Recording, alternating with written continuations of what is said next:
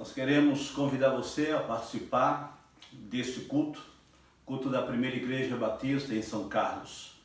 Nós estamos aqui reunidos para adorar e servir ao Senhor. Eu convido você a fazer esta oração conosco. Nosso Deus, nosso Pai bendito, nós te adoramos, Senhor, nós bendizemos o teu nome, nós reconhecemos o teu cuidado sobre a vida do teu povo. Rogamos que o Senhor nos dê o teu auxílio em cada momento.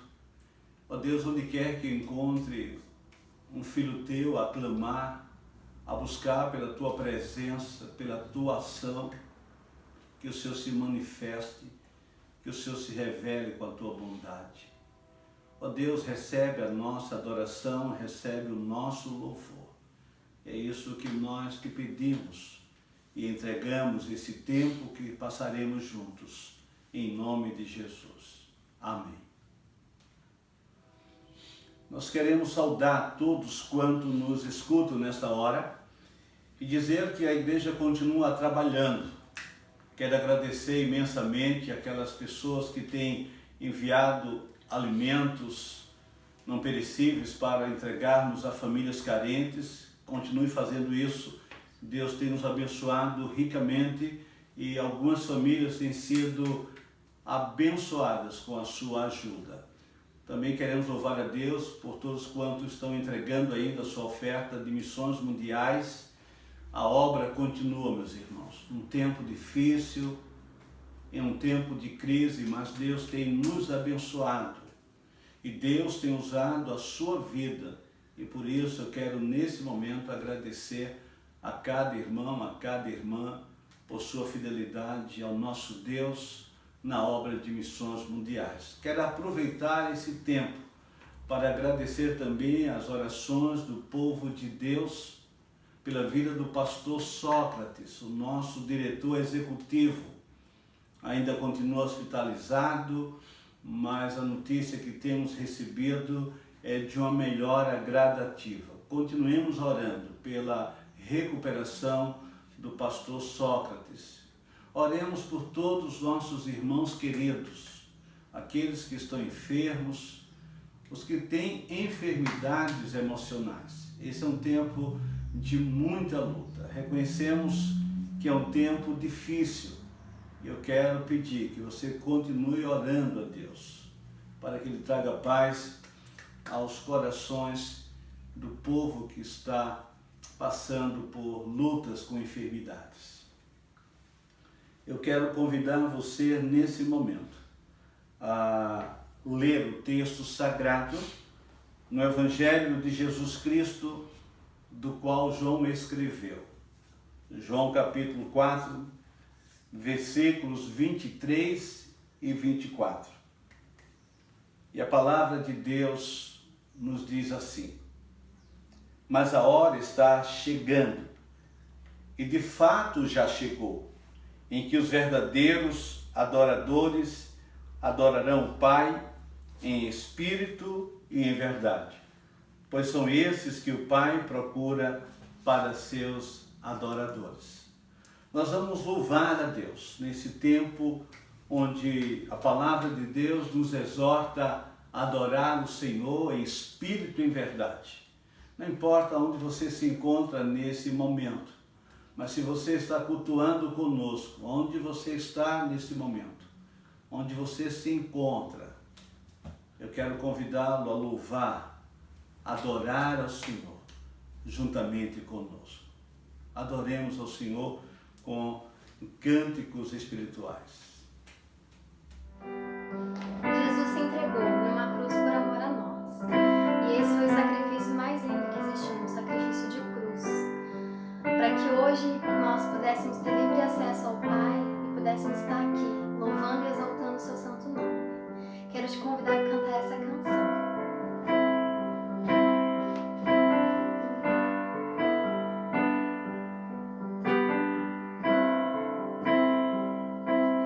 Mais que as forças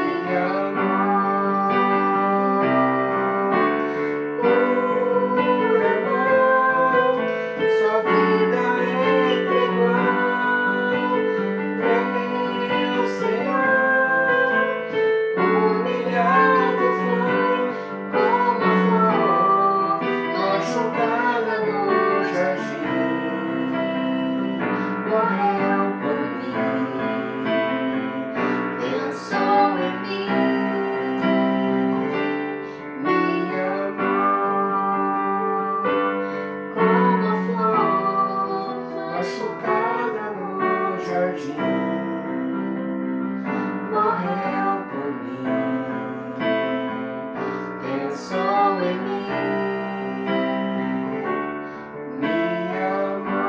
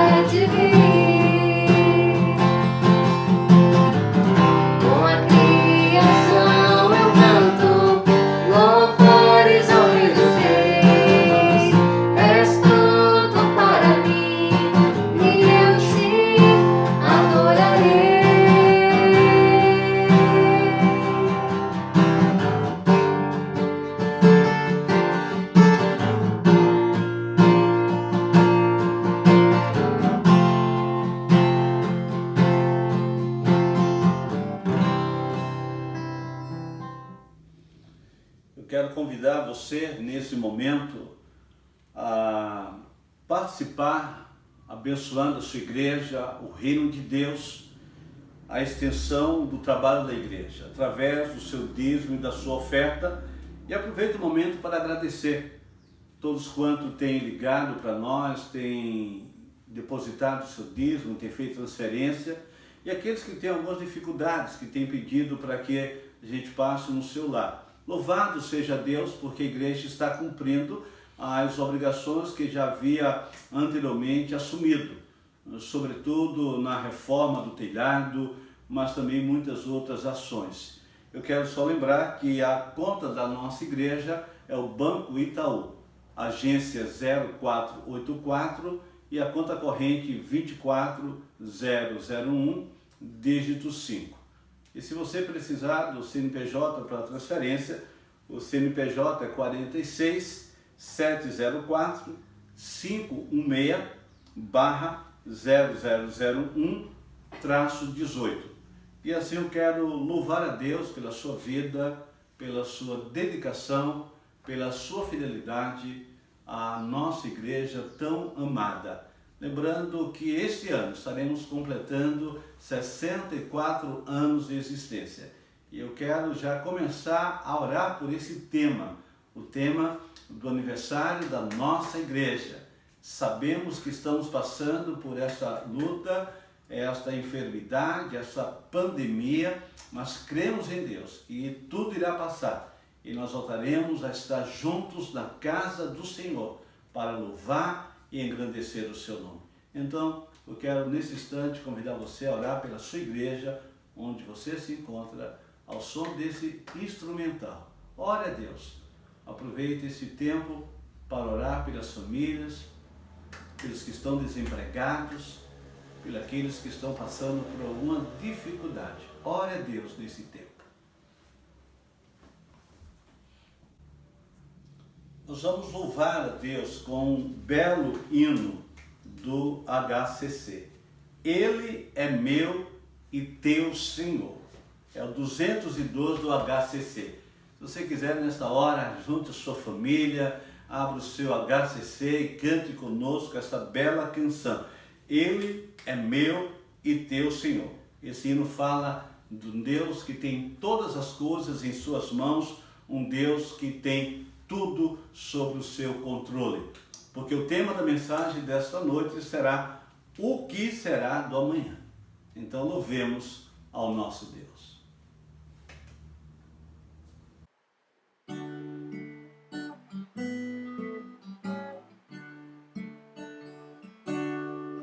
Se os problemas parecem não ter solução, quando as mágoas inundam o teu coração, há alguém que atende a tua oração.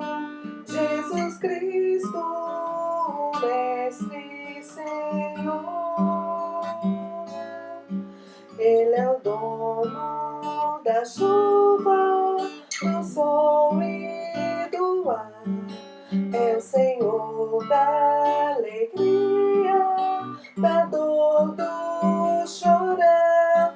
Ele é dono dos montes, do céu e do mar.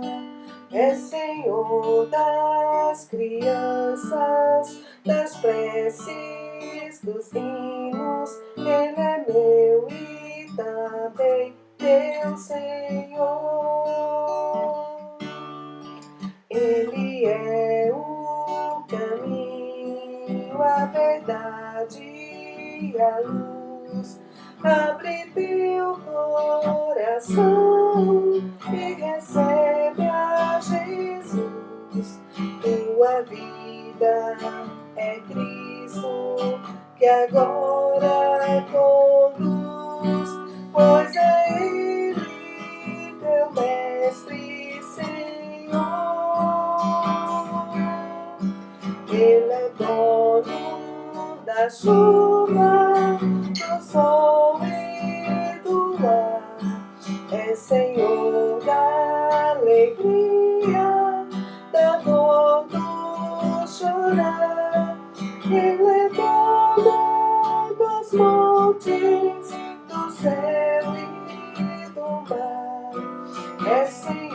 Senhor das crianças, das preces, dos hinos, Ele é meu e também teu Senhor.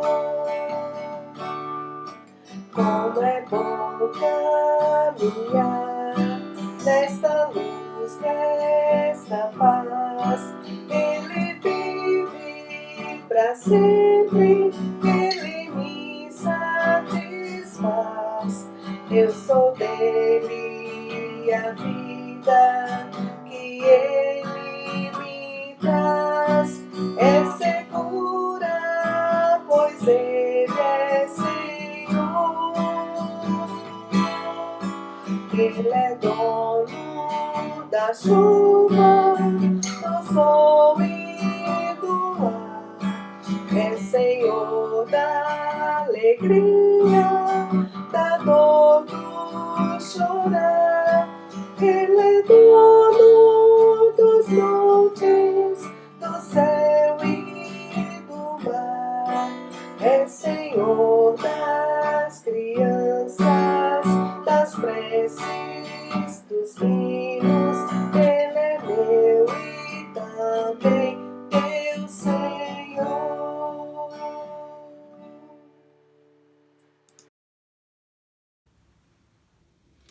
Eu quero apresentar o texto bíblico da leitura desta noite. Eclesiastes capítulo 6, versos de 10 a 12.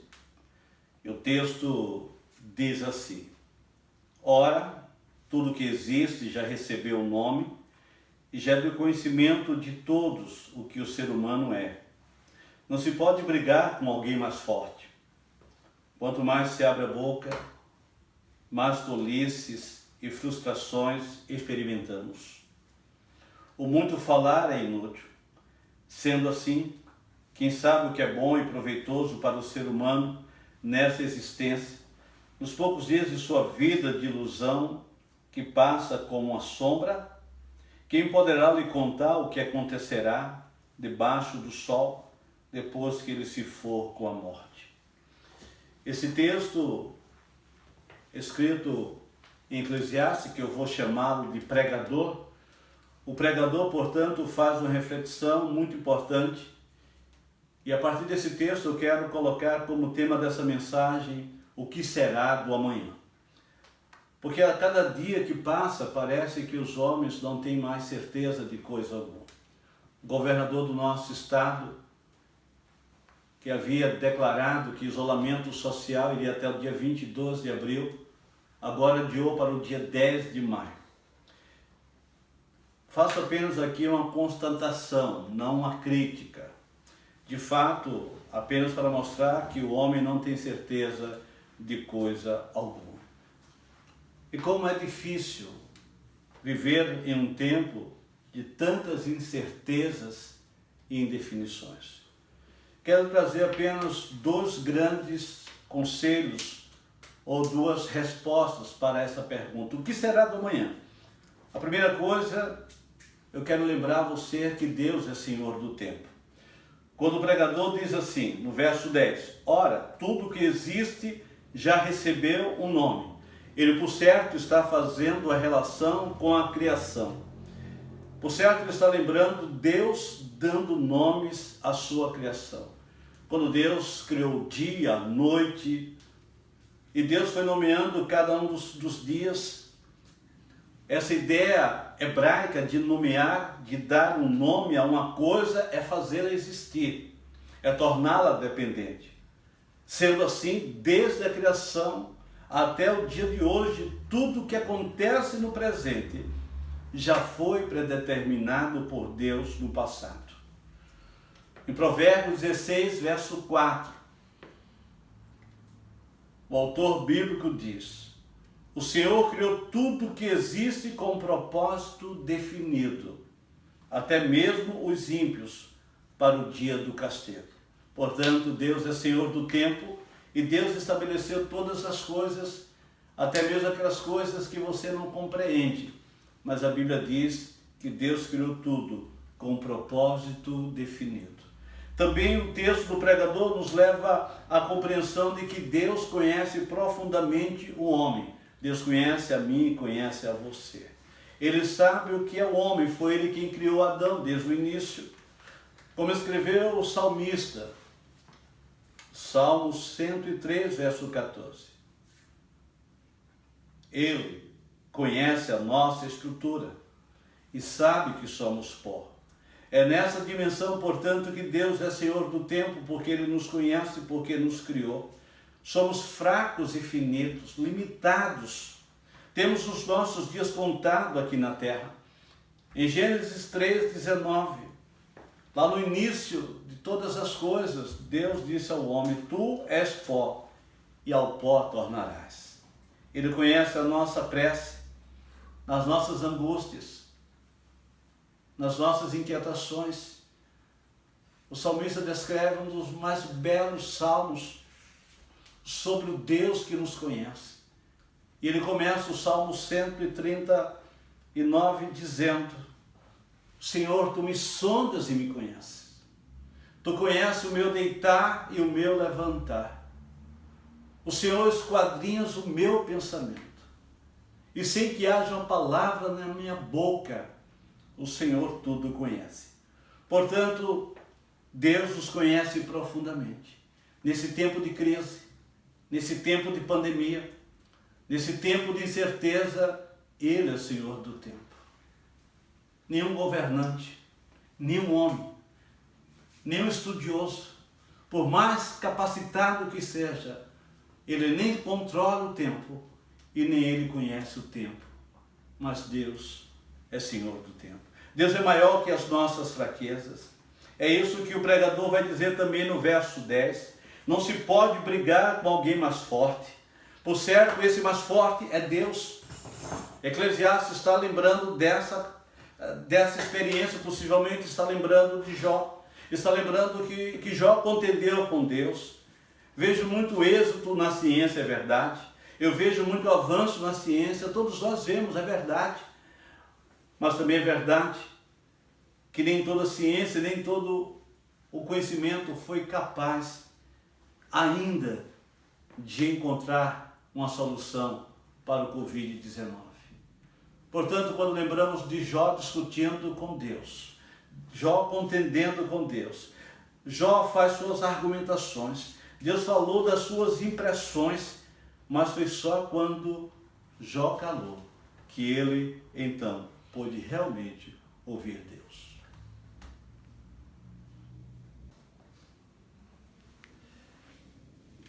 A segunda proposta que eu quero trazer nessa noite, sobre o tema O que será do amanhã, é que Deus é Senhor do tempo, mas Deus também é Senhor da vida. O pregador, o autor de Eclesiastes, no verso 11, faz a seguinte afirmação: quanto mais se abre a boca, mais tolices e frustrações experimentamos. O muito falar é inútil. Portanto, há momentos em nossas vidas que precisamos reconhecer a nossa insignificância diante do Criador e não podemos contender com Ele. Sendo assim, meros seres terrenos não podem contender com o Criador do universo. Como diz o profeta Isaías, no capítulo 45, verso 9. O profeta Isaías faz uma alegoria muito bela, falando sobre Deus como Criador e nós como criaturas. Ele faz a relação com o oleiro que trabalha com o barro, e do barro ele faz um vaso, e aquela criação dele ele faz como ele lhe interessa. Mas o vaso criado pelo oleiro não pode questionar a sua forma, não pode perguntar ao oleiro por que o oleiro fez dessa maneira. E o profeta faz a seguinte expressão: ai daquele que contende com seu Criador, e não passa de um caco de barro entre outros cacos. Acaso dirá o barro ao que lhe dá forma que fazes, ou a tua obra não tem alça?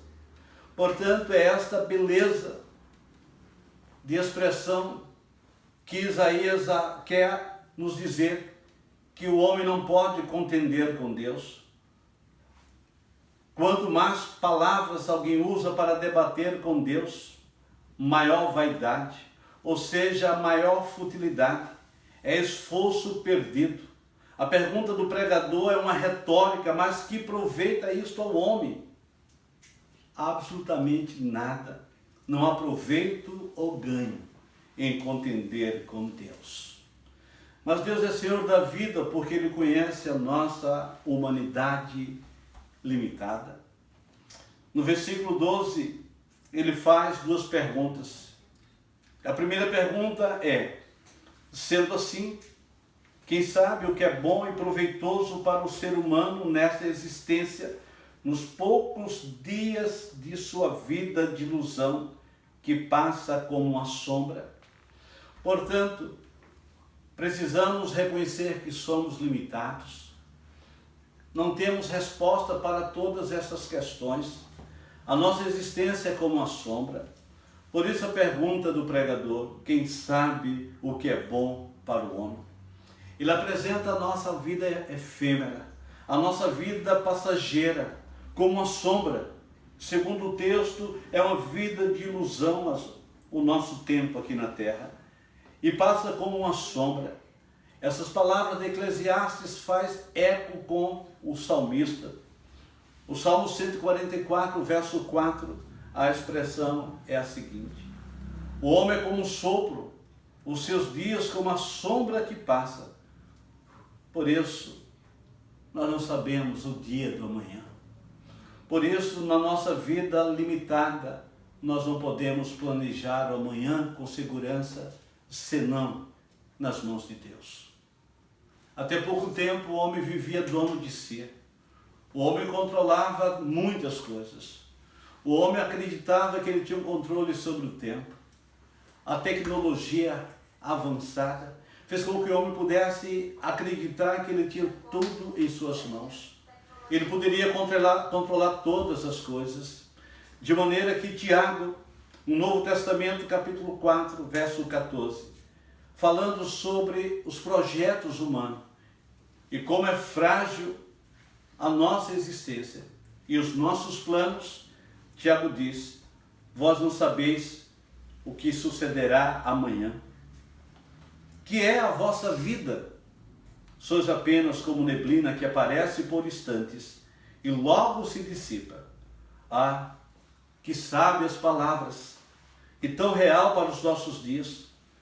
Quantos planos frustrados, quantos projetos adiados, quantas viagens dos sonhos se tornaram um grande pesadelo. Como o ser humano não sabe o que é bom para si, está implícito que ele deve aceitar submisso o que Deus tem para ele. Portanto, o que será do amanhã?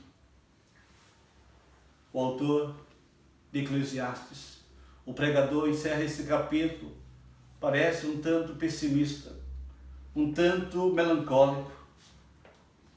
A segunda pergunta do pregador é esta: quem pode lhe contar o que acontecerá debaixo do sol depois que ele se for com a morte? Esse capítulo parece pessimista, mas o que Eclesiastes quer nos dizer, o que o pregador quer nos afirmar com esta pergunta, que é uma retórica, quando ele diz: ninguém pode dizer ao homem o que será depois dele. É uma resposta óbvia: nada, absolutamente nada. Como tenho falado nesses últimos dias, os estudiosos sobre o comportamento humano não sabem dizer com precisão como será a humanidade depois desta pandemia, como serão as relações humanas, como será a economia, como serão as relações trabalhistas. Iremos ser mais felizes? Isso nos dará, essa pandemia, esse isolamento social, essa crise, depois que passar, nos tornará humanos mais amáveis, pessoas mais agradáveis, mais preocupadas com o próximo? Ou iremos chorar mais, lamentar as perdas? Ninguém sabe dizer. O que será do amanhã? O pregador, portanto, encerra com essa pergunta: Não saberemos dizer o que será do amanhã. Ele apenas diz que não sabemos. Mas eu quero finalizar com a resposta que a Bíblia nos dá. Paulo escreveu aos Romanos, no capítulo 14, versículos 8 e 9. Ele diz assim: quer pois vivamos ou morramos, somos do Senhor. Foi precisamente para esse fim que Cristo morreu e ressurgiu, para ser Senhor tanto dos mortos como de vivos. Louvado seja Deus. Deus nos traz essa esperança. A Bíblia diz que quer morramos ou vivamos, somos do Senhor. Aliás, Paulo diz que foi precisamente para isso que Cristo veio a este mundo, para ser Senhor dos vivos, tanto dos mortos. O Senhor, portanto, nos dá a garantia. O que será do amanhã? Sem Cristo, por certo, nós estamos perdidos. Sem Cristo, sem esperança. Perdidos na escuridão. Com Cristo, o futuro é certo. Por isso não podemos temer o amanhã. A sua morte na cruz nos dá vitória sobre os males desta vida, sobre o diabo, sobre a morte, sobre o pecado. Portanto, quando o pregador encerra esse capítulo perguntando o que poderá acontecer depois que o homem se for, a resposta está em Cristo. Em Cristo temos a resposta. Cristo é Senhor dos vivos e Senhor dos mortos. Mesmo quando essa vida se encerrar, Cristo nos dá essa esperança. Portanto, quero finalizar com essa conclusão. Depois de refletirmos sobre Deus como Senhor do tempo e Senhor da vida, a conclusão da pergunta da nossa mensagem, o que será do amanhã? A resposta é que o amanhã estará seguro, somente quando reconhecermos que o Senhor é o dono do tempo, porque Ele estabeleceu todas as coisas. Ele nos conhece profundamente e Ele é maior que as nossas fraquezas. Deus é Senhor da vida. É inútil contender com Ele. Somos limitados, mas Cristo nos dá vitória. Portanto, vivamos o hoje na certeza que o amanhã que nos espera é o amanhã que Deus já preparou e é o amanhã de vitória. Que Deus nos abençoe. Quero aproveitar esse tempo para agradecer a sua cooperação. Enquanto gravávamos o culto, alguns irmãos trouxeram à igreja seus dízimos, trouxeram alimentos. Nós precisamos fazer hoje 2 cestas básicas de emergência e eu quero agradecer pela sua ajuda, pela sua cooperação. Louvado seja Deus por nossa igreja. A primeira igreja batista em São Carlos continua trabalhando. Eu quero convidá-lo a estar quarta-feira no culto de oração. Estamos sempre às quartas-feiras colocando diante do Senhor a vida da igreja. Eu quero aproveitar nesse culto para agradecer a 2 bênçãos que irmãos compartilharam comigo. A irmã Kátia agradece as orações da igreja por uma paciente, uma gestante que daria luz esta semana, e ela pediu oração no culto quarta-feira e posteriormente ela nos ligou falando da bênção e que foi tudo muito bem. Eu quero agradecer as suas orações e louvar a Deus por isso. Também o irmão Jean, ele pediu oração por uma criança e nós oramos quarta-feira passada e logo em seguida também o irmão Jean agradeceu pela resposta maravilhosa de Deus sobre a vida daquela criança. Eu quero agradecer também a você, meu irmão, a igreja que tem orado. Quero também agradecer a igreja que tem orado pelo pastor Sócrates, o nosso diretor executivo. As notícias são boas, ele está melhorando gradativamente. Continuamos orando pela vida dele.